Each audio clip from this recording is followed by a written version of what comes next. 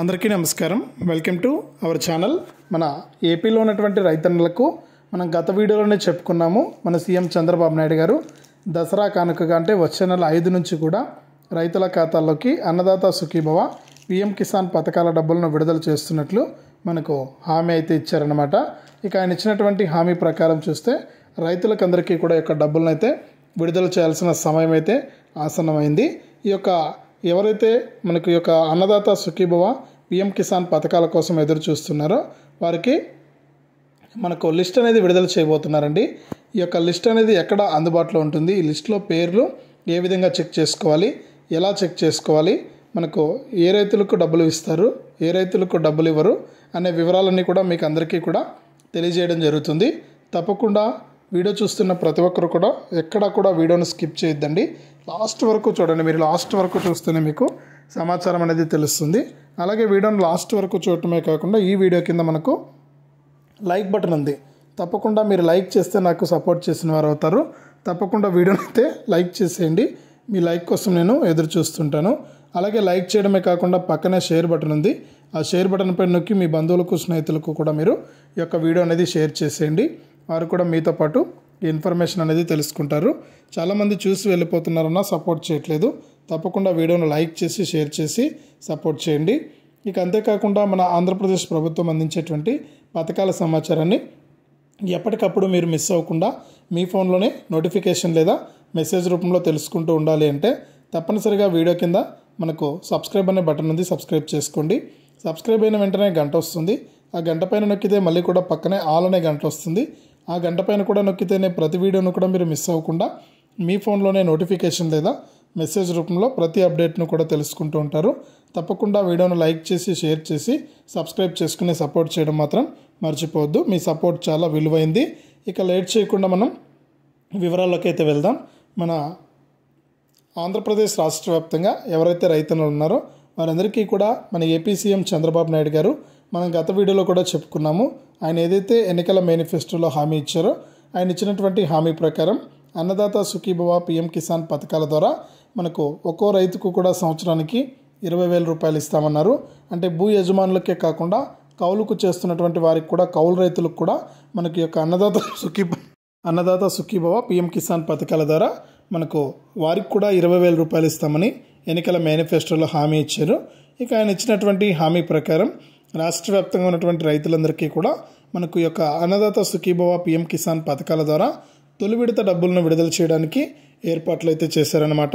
ఇక ఈ తొలి విడతలో భాగంగా రాష్ట్ర వ్యాప్తంగా ఉన్న రైతులకు అన్నదాత సుఖీభవ పథకం ద్వారా మనకు ఏదైతే ఆయన తొలి విడత 9,000 రూపాయలు అయితే ఇస్తారు. ఇక పీఎం కిసాన్ ద్వారా మనకు మరొక 2,000 అదనంగా అయితే రైతుల ఖాతాల్లోకి అయితే అందుతుందన్నమాట.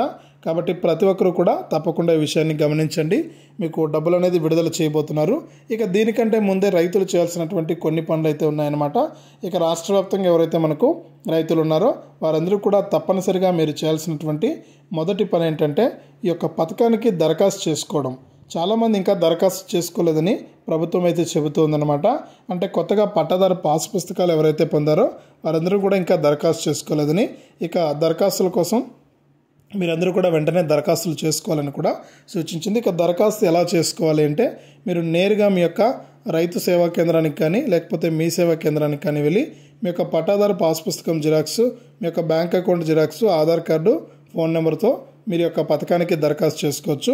మీరు దరఖాస్తు చేసుకుంటే మీ దరఖాస్తులను పరిశీలించి మీకు అందరికీ కూడా ఈ యొక్క అన్నదాత సుఖీభవ పీఎం కిసాన్ పథకాల ద్వారా ప్రతి ఏడాది కూడా 20,000 రూపాయలనైతే మన ఏపీ రాష్ట్ర ప్రభుత్వం అయితే రైతన్నలకైతే అందిస్తుందన్నమాట.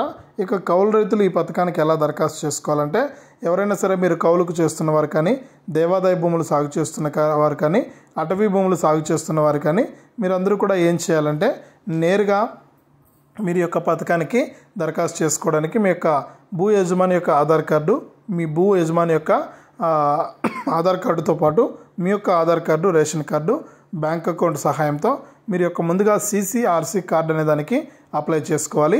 ఇక ఈ CCRC కార్డు కనుక మీరు దరఖాస్తు చేసుకుంటే మీకు ఒక CCRC కార్డు అంటే కౌలు రైతు గుర్తింపు కార్డు అయితే ఇవ్వడం జరుగుతుంది.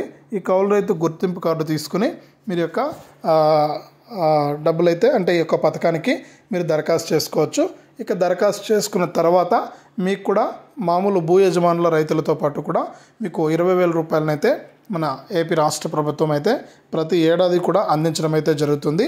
ఇక అంతేకాకుండా రాష్ట్ర వ్యాప్తంగా ఎవరైతే మనకు అర్హత ఉన్నటువంటి వారు ఉన్నారో వారందరికీ కూడా మన సీఎం చంద్రబాబు నాయుడు గారు మరొక అప్డేట్ని అయితే తీసుకొచ్చారనమాట.